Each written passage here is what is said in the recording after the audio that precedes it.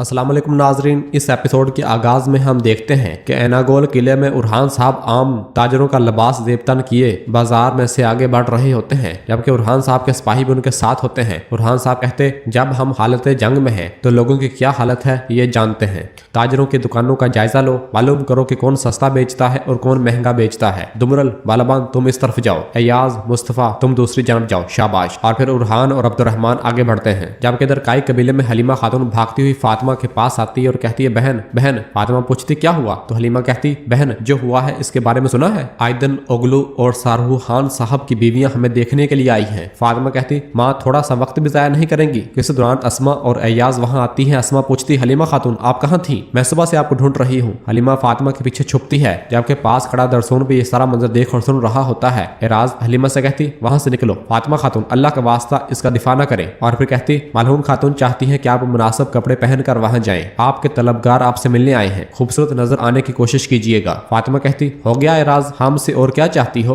और फिर हलीमा कहती, क्या आप चाहते हैं कि मैं खूबसूरत नजर आऊं? एराज कहती, हाँ। तो हलीमा कहती, जरूर जरूर मैं खूबसूरत नजर आऊंगी। एराज कहती, शाबाश, जाकर मुंह धो ले। और फिर हलीमा की नजर साथ पड़ी लकड़ी पर पड़ती है जो कि जली हुई होती है। हलीमा कहती, मैं खूबसूरत नजर आऊंगी यकीनन। और फिर उस जली हुई लकड़ी से कालक लेकर अपने मुंह पर मल लेती है। यह देखकर असमा और एराज परेशान होती है और कहती है, आपने ये क्या किया? ये आप कैसी लग रही है? और फिर असमा से कहती है, असमा इन्हें पकड़ो। और फिर असमा और एराज हलीमा को पकड़कर वहां से ले जाती हैं, जबकि फातिमा खातून भी उनके पीछे पीछे आती हैं। जबकि इधर जब तमाम खवातीन बैठी हुई होती हैं, उस दौरान फातिमा और मुंह पर कालक मले हलीमा खातून वहां आती हैं। हलीमा को इस हालत में देखकर गोंजा और नीलोफर खातून परेशान होती हैं। और फिर फातिमा कहती, खुश आमदीद। और हलीमा को भी इशारा करती है, तो हलीमा भी कहती है, खुश आमदीद। तो एक खातून हंसते हुए कहती, बेटी क्या तुम काले तवे पर गिर गई? तो मालून कहती, हलीमा काम पर थी, आप ज्यादा इंतजार न करें इसलिए मुंह धोए बगैर यहाँ आ गई है ना हलीमा? हलीमा कहती, हाँ माँ हाँ। इस पर एक खातून कहती, ये बात है तो आजकल ऐसी मेहनती लड़की मिलना मुश्किल है, वो जो काम से नहीं डरती, इसकी किस्मत भी खड़ी होती है। जाहिर है आप सब कुछ करने में माहिर हैं। तो हलीमा कहती, मैंने अभी शुरू किया है, मैं ये नहीं कह सकती कि मैं बासलाहियत हूँ, मैं सिर्फ एक जंगजू हूँ। तो वो खातून कहती, देखो कितनी अच्छी बात है, मैं सरदार ज़ादी हूँ, मुझे काम सीखने की जरूरत नहीं है, ये कहने की बजाय काम सीख रही हो। और फिर फातिमा और हलीमा वहां पर बैठ जाती हैं। और फिर दूसरी खातून कहती, फातिमा खातून क्या आप भी अपनी बहन की तरह हैं? क्या आपको भी काम करना नहीं आते? यह सुनकर फातिमा को थोड़ा गुस्सा आता है और फिर कहती, गुलंदम खातून ये काई कबीला है और हम उस्मान साहब की साहबजादियां हैं, हम काम भी जानती हैं और निजाम भी, लेकिन हम काम करती हैं क्योंकि ये हमारे मुताबिक है, किसी को अपना काम दिखाने के लिए काम नहीं करती हैं।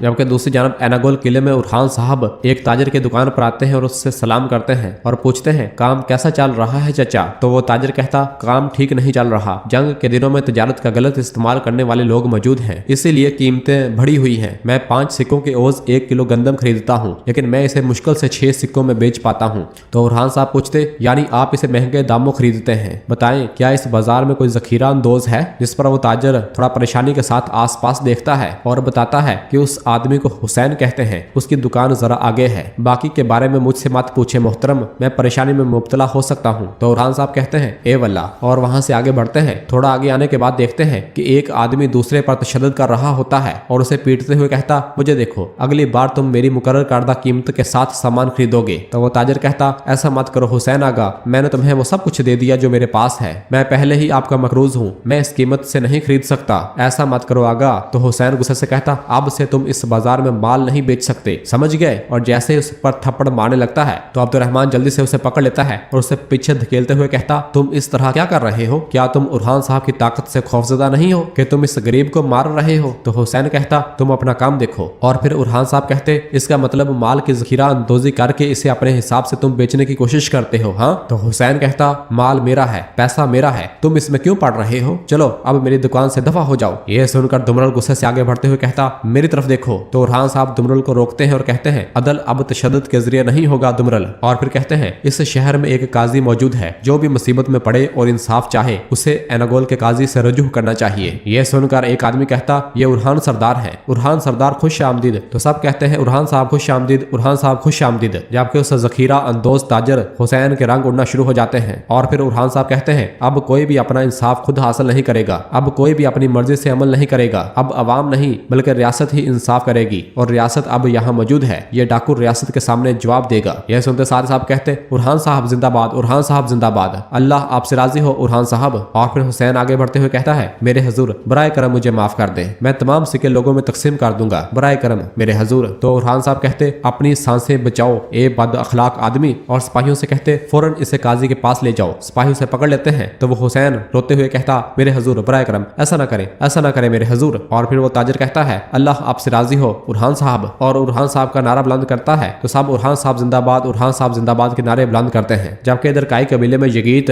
शाहीन शाह साहब से कहता, क्या आप ही तैमूर ताज के पास जाने वाले हैं? क्या उरहान सरदार आपसे जान छुड़वाना चाहते हैं? तो शाहीन शाह साहब कहते, अगर ऐसा होता तो क्या मैं वहां जाता बेटा? मैं अपनी 10 साल की तमन्ना पूरी करूंगा अल्लाह के हुक्म से। मेरा इरादा है कि ओगोज कबीले के लिए अलखानी तसल्लत के तहत का रास्ता खोला जाए ताकि वो काई कबीले में आबाद हो सके। और फिर दीदार खातून वहां पे आती है और बताती है, खौफनाक खबर है, कबीला जवान मर्दों से भरा हुआ है और बहुत से फातिमा से शादी के ख्वाहिशमंद हैं। यह सुनकर यगीत हैरानगी से कहता, क्या? दीदार कहती, हाँ वही, और उन लड़कों की जानब दिखाती है। यगीत उन लड़कों को देखता है तो दीदार बताती है, शाहरुखान का बेटा हाशिम फातिमा से शादी करना चाहता है। मेरे हजूर हमें जल्दी करना होगी, अगर उन्होंने किसी से वादा कर लिया तो वो नहीं तोड़ेंगे। तो शाहीन शाह साहब कहते, मैं उस्मान सरदार को बताऊंगा कि हम आज रात किसी अच्छे मकसद के लिए उनसे मुलाकात करेंगे। तैयारियां शुरू कर दो खातून, तैमूर ताश के पास जाने से पहले हम फातिमा खातून को अपने बेटे की दुल्हन बनाने के लिए इजाजत तलब करेंगे। जबकि इधर फातिमा खातून एक जगह पर मौजूद होती है और नम आंखों के साथ फलादियोस को याद करते हुए उसकी बातें याद करती है। जब उसने कहा था, क्या तुम कभी बगैर सोचे जंगली घोड़ों की तरह दौड़ नहीं सकती? बिल्कुल, तुम उस्मान सरदार की बेटी हो। काश मैं सिर्फ फातिमा से मुलाकात कर पाता, तुम्हारे तमाम अलकाबात को भूलकर। अभी वो ये सब सोच रही होती है कि पीछे से हलीमा आ जाती है और फातिमा को पुकारती है, लेकिन फातिमा गुमसुम होती है। हलीमा एक बार फिर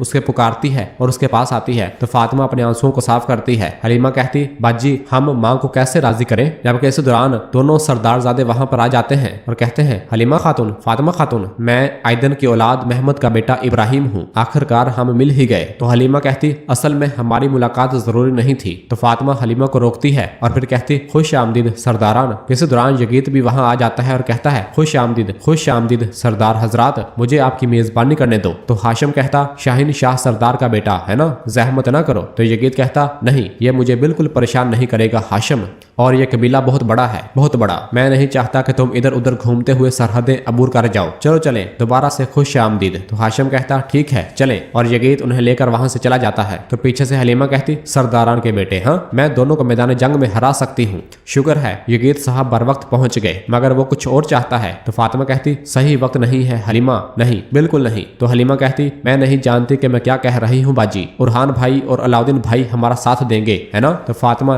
ना में इशारा करती है। और फिर रात के वक्त सगोत के एक सराय में सब लोग बैठे खाना खा रहे होते हैं। इस दौरान अब्दुर्रहमान, दुमरल और बाकी तमाम सिपाही सराय के अंदर दाखिल होते हैं, जिन्हें देखते साथ ही वहां मौजूद कुछ लोग अपने हथियार छुपाना शुरू कर देते हैं। दुमरल सराय वाले को बुलाकर कहता है, खाने की भरमार कर दो, गोश्त और थोड़ा सा मीठा, हम भूखे मर रहे हैं। तो सराय वाला कहता, ठीक है बैठ जाओ। और फिर अब्दुर्रहमान और बाकी सब एक मेज पर बैठ जाते हैं, जबकि वहां मौजूद कुछ लोग अपने चेहरे छुपाना शुरू कर देते हैं। और फिर दुमरल कहता, मैं तुम्हें कुछ बताने वाला हूँ भाइयों, शाहीन शाह ने हमारे सरदार के साथ बुरे अमाल किए, वो हमारे सरदार की मुखालफत करता रहा यहाँ तक कि तख्त हासिल कर लिया, और अब मेरे हजूर शाहीन शाह को तैमूर ताज के पास भेज रहे हैं। क्या किसी को मालूम है कि हमारे सरदार क्या इरादा रखते हैं? तो बालाबान कहता, क्या मैंने तुमसे नहीं कहा था कि ऐसे कामों के लिए अपना छोटा दिमाग इस्तेमाल ना करो, तुम्हारा दिमाग सियासत के लिए मुनासिब नहीं है। जबकि इस दौरान अब्दुर्रहमान आसपास मौजूद तमाम लोगों को बगौर जायजा ले रहा होता है, क्योंकि हर कोई अपना चेहरा छुपा रहा होता है, लंबे कपड़े पहने हुए होते हैं और हर तरफ बिल्कुल खामोशी होती है। और फिर दुमरल कहता, बालाबान मुझे पागल मत करो, मैं तुम्हें एक दीवार से दूसरी दीवार तक फेंक दूंगा जब तक कि मैं उकता ना जाऊं। तो बालाबान कहता, चलो मुझे आजमाओ। अभी वो दोनों उठने ही लगते हैं कि सराय वाला खाना ले आता है, तो वो सब बैठ जाते हैं।